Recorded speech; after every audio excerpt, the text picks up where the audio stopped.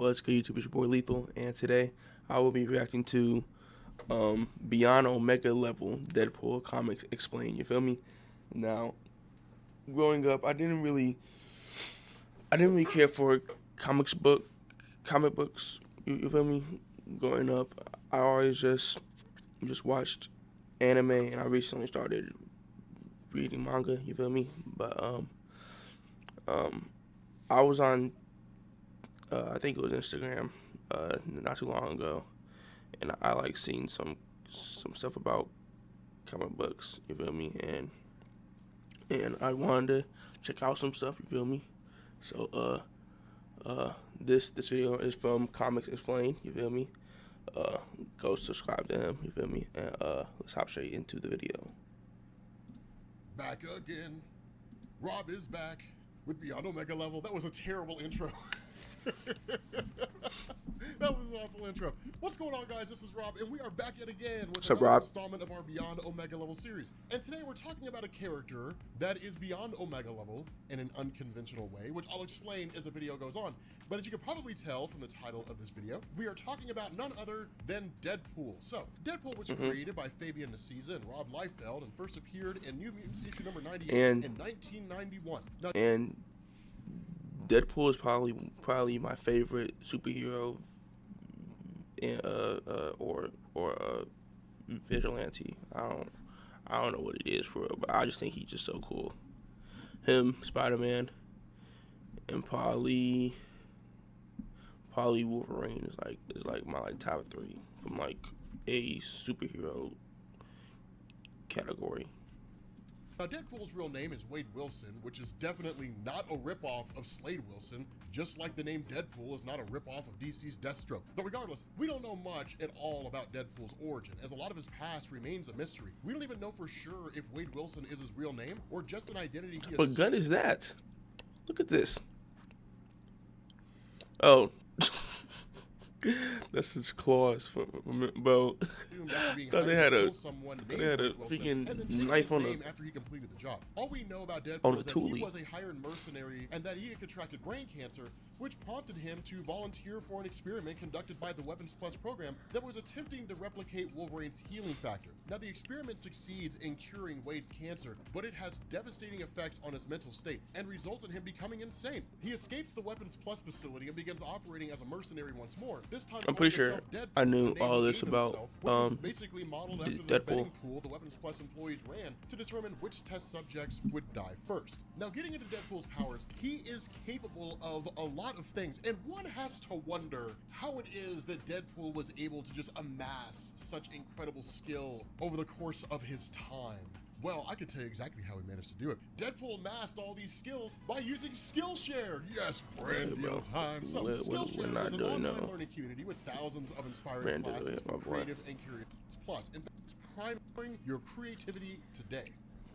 Shouts out to you, though. Deadpool's powers, his primary power is his incredibly powerful regenerative healing factor that he possesses as a result of the experiments run on him by Weapons Plus. In fact, Deadpool has arguably the strongest healing factor in the Marvel Universe. Wow. If we take Funeral for a Freak into account, he's way beyond Wolverine, the Incredible Hulk, or anybody else. I didn't know his healing was like that crazy. Every bit as strong as Wolverine, maybe even stronger, and perhaps even on par with the Hulk. And to back this up, Deadpool has some pretty insane healing feats. He can recover from nearly any injury he sustains, including multiple instances of regrowing limbs, regenerating all of his skin, regrowing all of his bones, and reforming after a virus melted him to a puddle. He survived multiple decapitations and dismemberments, nuclear explosions, and has come back to life after sounds like Deadpool OP, if you ask me.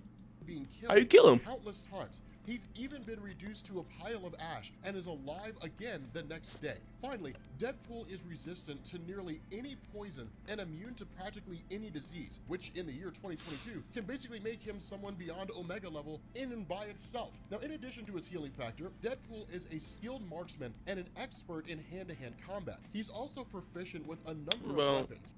No homo, but bro, why they make this dude meat like this, bro? Like, so all types is just out, bro. Like, come on, bro. Combat. He's also proficient with a number of weapons, but most frequently wields a pair of katanas in addition to the various firearms and explosives he always seems to be carrying. But the most unique characteristic Deadpool possesses is that he knows he's a character in a comic book, so he frequently breaks the fourth wall. Now, this is most likely due to his mental instability, and it's basically become one of the defining features of his character. Now, by now, I'm sure... So what does that mean, that like he knows that like he's a character? Like, I don't know.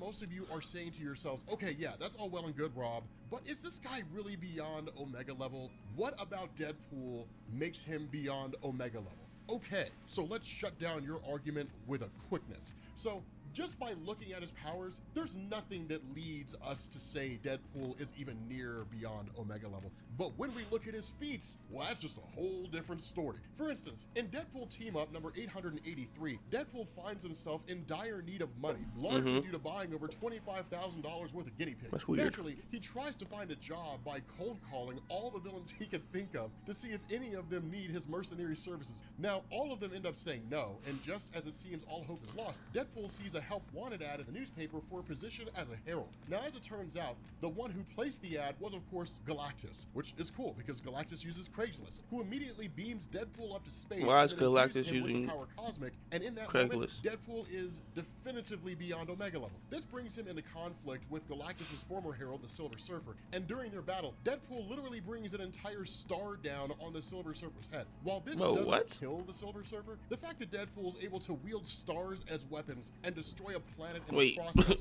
definitely I think I missed something. How is he able to control a star? All of them end up saying no, and just as it seems all hope is lost, Deadpool sees a help wanted ad in the newspaper for a position as a herald. Now, as it turns out, the one who placed the ad was, of course, Galactus, which is cool because Galactus uses Craigslist, who immediately beams Deadpool up to space and then imbues him with the power cosmic, and in that moment, Deadpool is definitively beyond I definitely missed that. This brings him into conflict with Galactus's former herald, the Silver Surfer. Did he just fought and during against their battle, the Silver Deadpool Surfer? literally brings an entire star down on the Silver Surfer's head. While this doesn't kill the Silver Surfer, the fact that Deadpool is able to wield stars as weapons and destroy a planet in the process definitely made him beyond Omega level, albeit for a short time, because after his battle with the Silver Surfer, Deadpool resigns from his position as herald and therefore loses the power cosmic. But that would not be the last time Deadpool became beyond Omega level. In Deadpool issue number 45, we basically see him being hired by Thanos to steal the Cosmic Cube and deliver it to him. Now, Deadpool uses the Cosmic Cube to trick Thanos and switch the real Infinity Gauntlet to being on Deadpool's hand while Thanos has a plastic replica. He then uses the gauntlet to blast Thanos' helicopter out of the sky, and then decides to use its reality warping powers to fulfill his ultimate dream, forcing all the heroes and villains of the Marvel Universe to hold a toast in his honor. Now, is this the most impressive display of reality warping? Yeah, bro, absolutely. Deadpool's so now, insane, bro. Deadpool realizes that he isn't getting fulfillment out of the toast, and undoes his first meeting with Thanos, and then with the freaking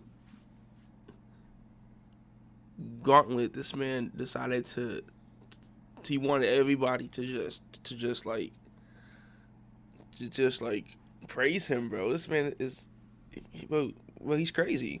The real gauntlet back to him. Now, we also see Deadpool get some major upgrades to his power during 2015's Deadpool Vs Thanos miniseries, where he wore what is arguably the greatest costume in the history of the world, which was basically a afro and a mustache, which he wore over his suit. But in this series, both Deadpool and Thanos are in love with Mistress Death and are made into her avatars to battle the cosmic entity Eternity, who is basically the embodiment of everything in existence. Now, once given Death's power, Deadpool is able to punch and seemingly hurt Eternity. And while guys, don't ever fight over a freaking female, bro. It's not even worth it, bro. If you not her first option, bro, don't be her second option. Simple.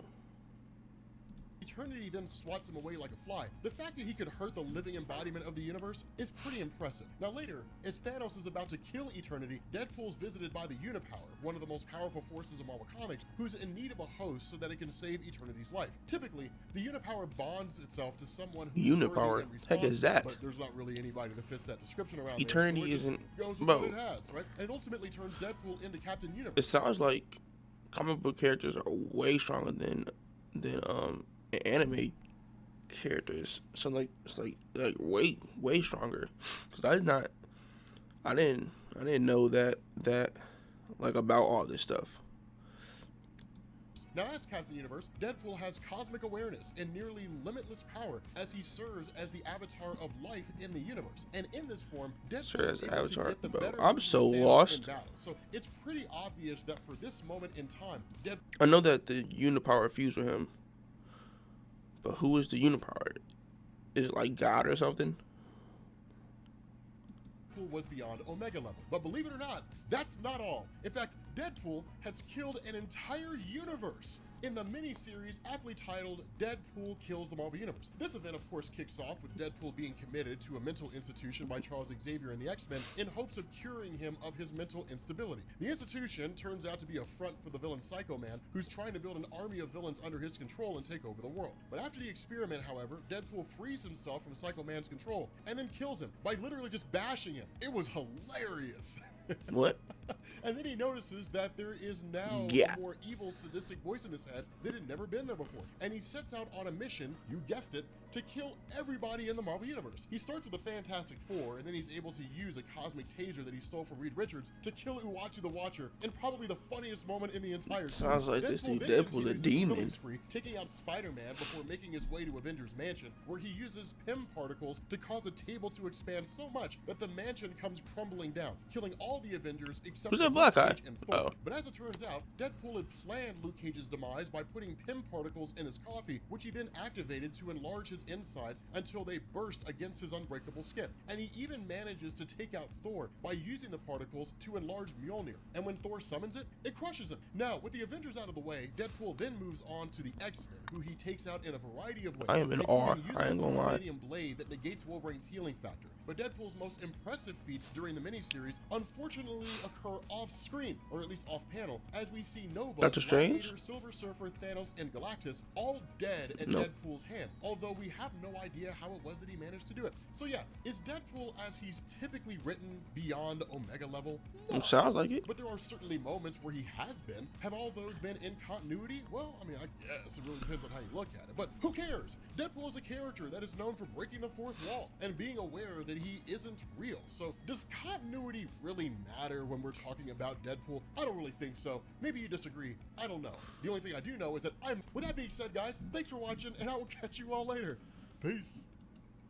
Alright, that video was pretty interesting. I didn't know what was going on for most of it, but it was interesting.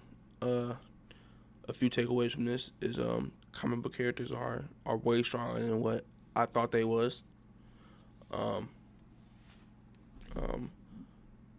Also, I might watch some more of this, you feel me? Maybe Deadpool versus Black Panther. This might be the next one I watch, I ain't gonna lie. But yeah, if you guys enjoyed this reaction video, make sure you guys like, comment, and subscribe. Let me know down below about comic books, because I think I want to start to get into them more, you feel me? And explain to me what happened in this video as well, because I don't understand what happened. And yeah, I enjoyed this video. Make sure you guys go over to his channel, you feel me? Like the video and stuff, you feel me? And yeah, have a blessed day. Peace.